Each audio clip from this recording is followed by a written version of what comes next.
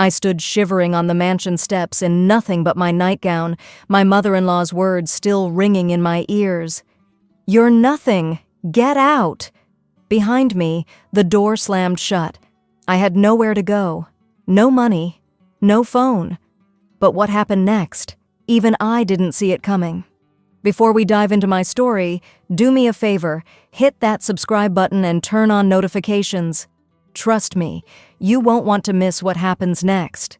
This story has more twists than a roller coaster, and the revenge? Chef's kiss. Now let me take you back to where it all began. My name is Mia, and I used to be a kindergarten teacher. Simple life, simple dreams. I never imagined I'd fall in love with someone like Andrew Bennett. We met at a children's charity event where I was volunteering, reading stories to kids. I looked up from the book, and there he was, this tall, handsome man in an expensive suit, watching me with the softest smile. Later, he told me that was the moment he knew.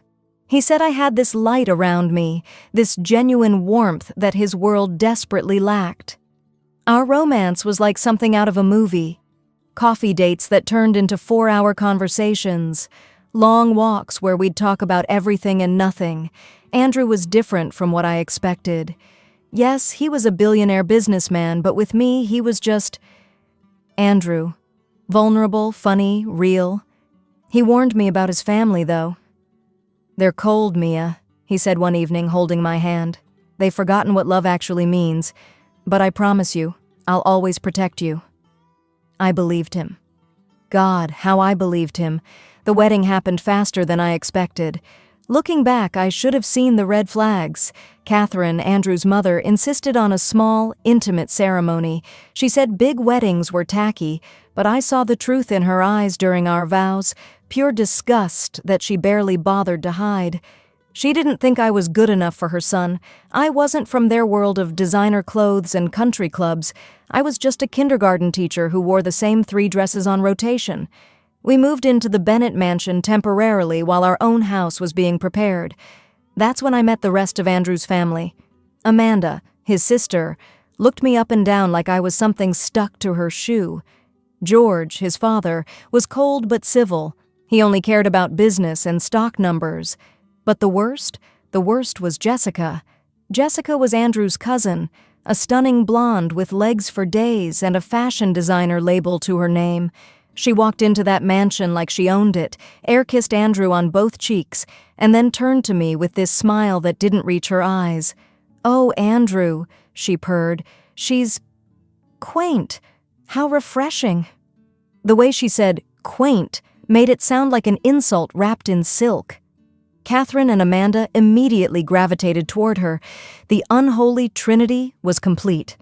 Life in that mansion became my personal hell, and it happened so gradually that I didn't even realize I was drowning until I couldn't breathe anymore.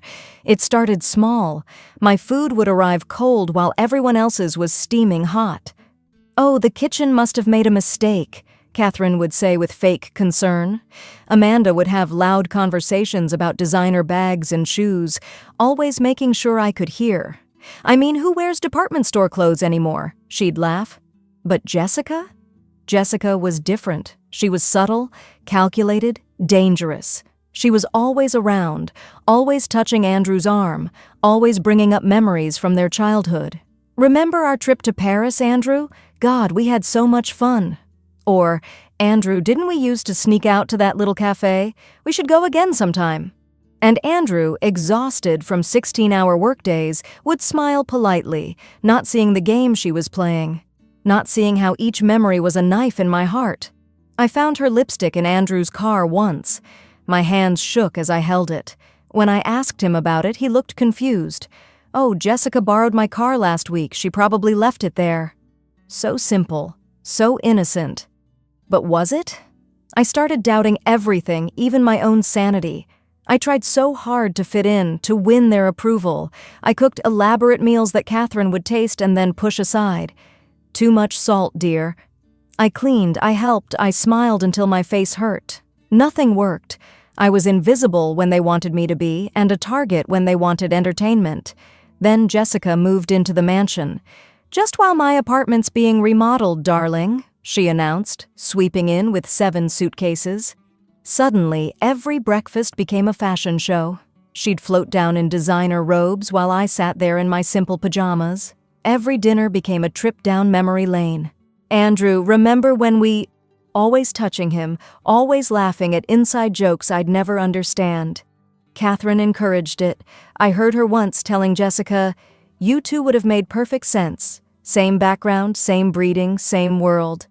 The implication was clear. I was the mistake that needed to be corrected. Andrew was my only refuge, but he was barely home. The business was expanding, and his father demanded more and more of his time. When he was home, he was exhausted, collapsing into bed. "Things will get better, Mia," he'd promise, kissing my forehead. "Once the merger goes through, I'll have more time. I'll make this right." But the merger kept getting delayed, and the promises started feeling empty. Everything exploded the night of Catherine's important business dinner. She was hosting potential investors, and everything had to be perfect. I wore my best dress, a simple cream-colored one I'd bought for the wedding. Jessica arrived in a stunning red designer gown that probably cost more than I made in a year. The way Andrew's eyes widened when he saw her. I died a little inside. The catering company messed up the order. I watched Catherine's face turn pale as she realized dinner was ruined. Without thinking, I volunteered to cook. I spent 3 hours in that kitchen, preparing a meal from scratch while the family entertained upstairs. My hands were burned, my hair was a mess, but I did it. The investors raved about the food. "Magnificent," they said. Andrew squeezed my hand under the table, proud. But Jessica took the credit. "Oh, Mia helped a little in the kitchen," she said with a modest smile, as if she'd been the mastermind. The investors congratulated her. Catherine beamed at her. I was invisible again, even in my own victory. The next morning, Catherine's priceless heirloom necklace went missing. I was in the garden when I heard the screaming. Amanda had found it in my room, tucked in my drawer. I ran inside to find Catherine having a complete breakdown. "My mother's necklace! How could you? I welcomed you into my home, and you stole from me." I couldn't breathe. I would never— Amanda's voice was sharp with accusation. "It was in your room, Mia. How do you explain that?" Jessica put her hand on my shoulder and I flinched. "Maybe she didn't mean to," she said softly, playing the peacemaker.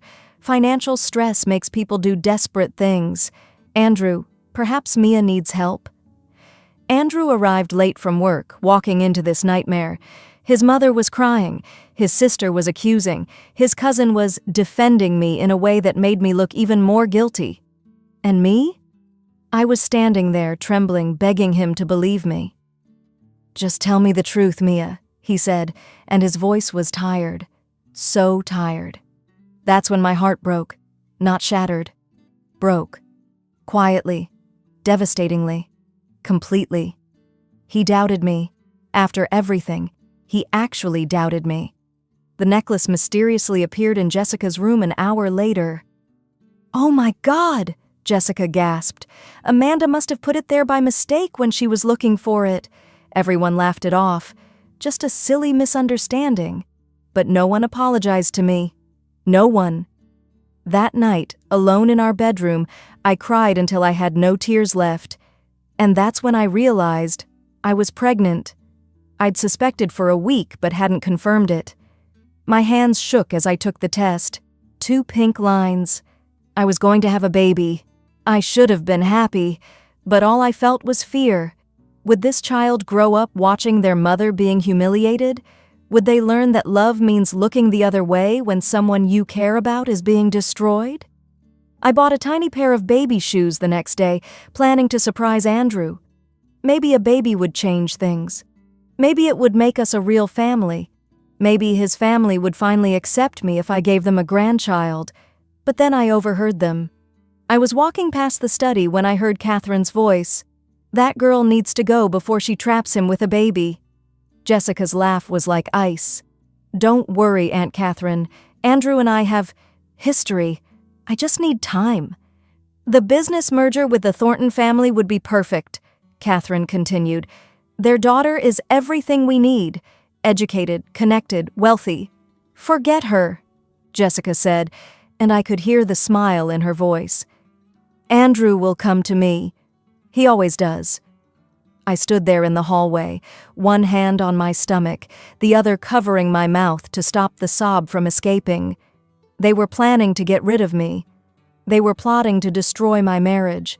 And Andrew had no idea. I decided to tell everyone at breakfast. I'd announce my pregnancy, and maybe, just maybe, it would change everything. I was so naive. The next morning, I came down to find the whole family at the table. Even George was there, which was rare. I sat down, the baby shoes hidden in my lap, my heart pounding. But before I could speak, Catherine cleared her throat. Andrew, she said, her voice formal. The Thornton family has approached us about a merger. They're very interested in combining our businesses. She paused. And a marriage between you and their daughter, Eleanor. The room went silent. I felt like I'd been slapped. Andrew's coffee cup froze halfway to his mouth. Mother, I'm already married. Catherine's laugh was cruel. To her? Andrew, be serious. That was a youthful mistake. This is business. This is about the family legacy. I stood up, my chair scraping loudly. I'm pregnant. You could have heard a pin drop. All eyes turned to me. I saw shock, calculation, and in Catherine's eyes, pure rage. You scheming little gold digger, she screamed, standing up so fast her chair fell back. You planned this. You got pregnant to trap my son. Amanda's voice was venomous. It's probably not even his baby. But it was Jessica's reaction that hurt the most. Her mask slipped completely. Andrew, she said, her voice desperate, you can't actually want a child with her. I looked at Andrew, my husband, the man who promised to protect me, and I waited for him to defend me, to stand up for me, to choose me. He sat there, frozen, his face pale with shock. That hesitation, that one moment of silence, cost him everything. I ran up the stairs into our bedroom and started packing. My hands were shaking so badly I could barely fold clothes. I heard footsteps behind me. I thought it was Andrew. I thought he'd come to apologize, to explain, to fix this. It was Catherine, with Amanda and Jessica right behind her. What happened next? I still have nightmares about it. Catherine grabbed my suitcase and dumped everything out. You take nothing from this house. She tore through my clothes, ripping my favorite dress. Amanda snatched the baby shoes from the bed. How pathetic, she laughed, throwing them in the trash. Did you really think a baby would make you one of us? Jessica just stood there with her arms crossed, watching. Did you really think you'd fit into our world, Mia?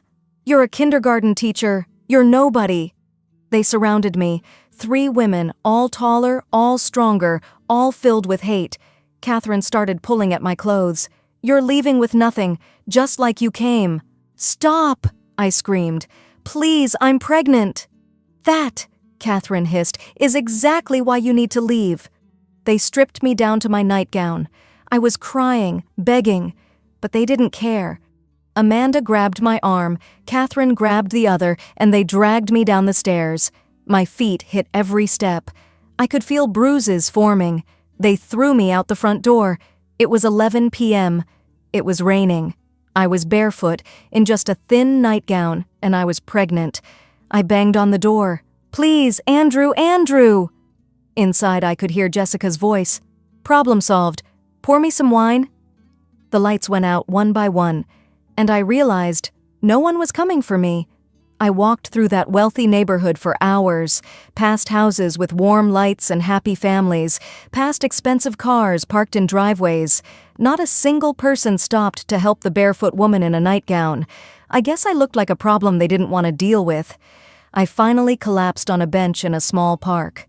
I was beyond tears. I was numb, soaked, shivering. I wrapped my arms around my stomach, trying to protect the baby inside me. You planning to sleep here, honey? A raspy voice startled me. An elderly woman sat on the other end of the bench, covered in newspapers and old blankets. Her name was Ruth, I'd learn later. "I have nowhere else to go," I whispered.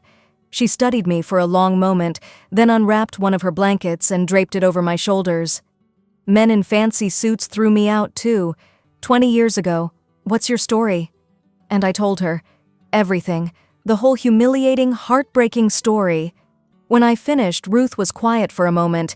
Then she said, "That baby inside you, that's your strength now. Not him, not them, you." Her words settled over me like armor. She was right. I had to survive. Not for Andrew, not for revenge, but for the tiny life depending on me. I don't know how long I sat there. Maybe an hour, maybe 3. Time felt meaningless, but then I heard running footsteps and someone calling my name. "M.I.A., M.E.A.!" I looked up and saw Andrew. He was soaked from the rain, his hair plastered to his forehead, his expensive suit ruined. He was carrying his phone, the screen still lit up. He skidded to a stop when he saw me. I watched his face crumble. He took in my torn nightgown, my bare feet bloody from walking, Ruth's blanket around my shoulders and my swollen eyes. He fell to his knees in front of me. "Mia, God, Mia, I'm so sorry." I just stared at him, empty. Ruth spoke up. "This your fancy husband?" Andrew didn't take his eyes off me. "I saw the cameras. I saw everything they did to you. The baby— Mia, we're having a baby?" My voice came out hollow. "You hesitated. When they attacked me, you hesitated." Tears were streaming down his face now. I froze. I was shocked about the pregnancy. I was shocked about everything. But Mia, I love you. I love our baby. Please. "Love protects," I said quietly. "Love fights. You did neither." "I'm fighting now," he said desperately. "Let me fight now. Please, let me make this right." Ruth snorted. "Words are cheap, Suit. What you gonna do?" Andrew looked at her, then back at me. "Everything. I'm going to do everything." He wrapped his coat around me and tried to pick me up, but I flinched. "Don't touch me." The pain in his eyes was real. "Then I'll walk beside you, whatever you need. But please, Mia, don't stay out here. Think of the baby." That got through to me. Not his pain, not his promises, but the baby. I needed medical attention. I needed to make sure my baby was okay. I stood up, unsteady. Ruth squeezed my hand. "You're stronger than you know, honey." Andrew drove us back to the mansion. I sat as far from him as possible, staring out the window. When we pulled up, all the lights were on. Catherine, Amanda, and Jessica were in the living room, drinking wine and laughing. They went silent when we walked in. Andrew's voice was cold, colder than I'd ever heard it. "Pack your things, all of you." Catherine laughed. "Excuse me?" "This house," Andrew said slowly, "was transferred to my name 2 years ago. Father gave it to me when I became CEO. I let you stay out of respect." He paused. "That ends now. You have 1 hour." Jessica jumped up. "Andrew, you're upset. Let's talk about this." "Don't," he said, his voice deadly quiet. "Don't you dare try to manipulate me. I saw the cameras, Jessica. All of them. I know you took that necklace. I know you've been plotting to break up my marriage. I know everything." Amanda's face went pale. "You can't do this. We're family." Andrew laughed, but there was no humor in it. "You threw my pregnant wife into the street. You beat her. You humiliated her. You're not family. You're monsters." Catherine tried one more time. "Andrew, think about what you're doing. The business—" "I've been documenting everything," Andrew interrupted. "Every cruel comment, every setup, every lie. I was gathering evidence for when Mia was ready to leave you all. His voice cracked. "I didn't think you'd go this far. I didn't think you'd actually hurt her." George appeared in the doorway. He took one look at the situation and sighed. "Catherine, pack your things. This is bad for business." That's all he cared about. Business. I watched as the 3 women who'd tormented me for months were forced to leave. Jessica tried to approach Andrew one more time. "We're family, Andrew. We've known each other our whole lives.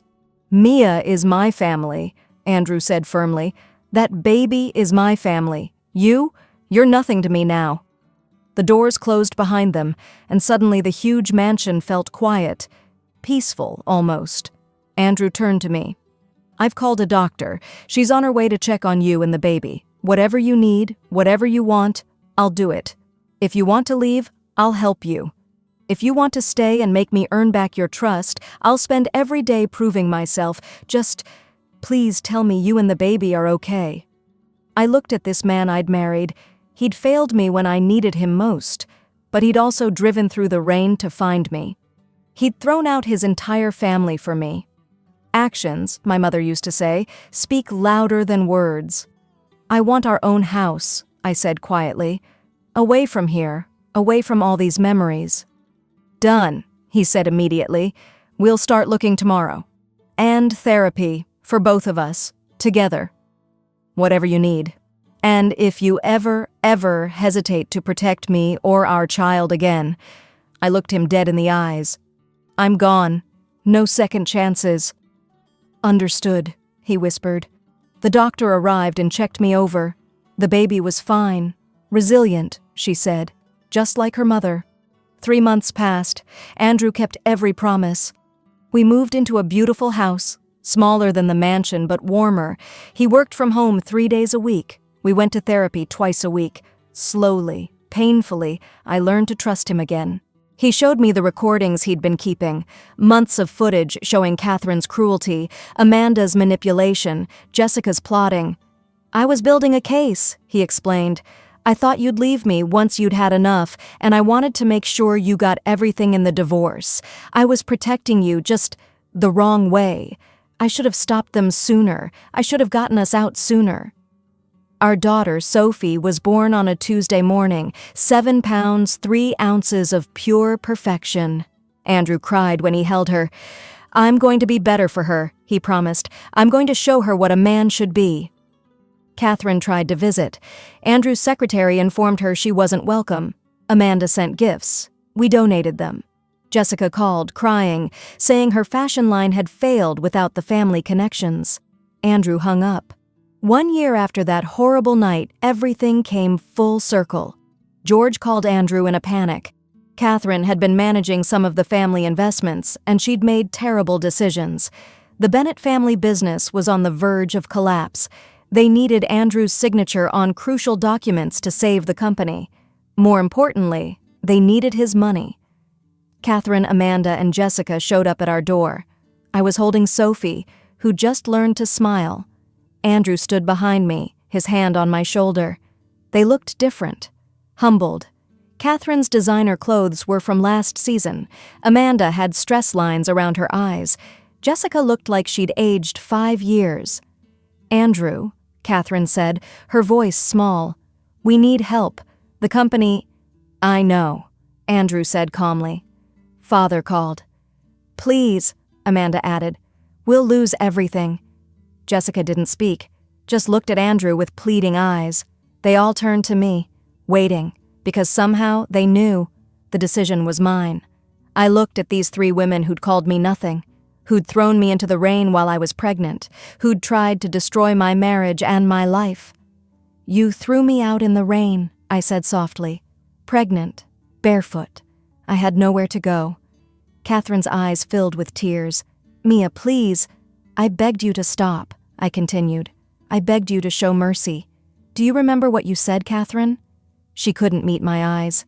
You said, that's exactly why you need to leave. You said that about my pregnancy, about your grandchild. Amanda was crying now, too. We were wrong. We were so wrong. I looked at Andrew. He squeezed my shoulder. Your call, Mia. Whatever you decide, I support you. The power in that moment was intoxicating. I could destroy them. I could let the company crash. I could take everything from them like they'd tried to take everything from me. But then Sophie cooed in my arms, and I remembered Ruth's words. That baby is your strength. Andrew will save the company, I said. For the hundreds of employees who did nothing wrong. For the families who depend on those jobs. Relief flooded their faces. But, I continued, my voice hardening. You three will sign over all your shares to a charity, specifically to a shelter for homeless women and children. The relief vanished. That's everything we have, Jessica whispered. Then you'll know exactly how I felt, I said, standing on that street with nothing, in the cold, alone. Catherine looked like she might faint. Mia, please, we're family.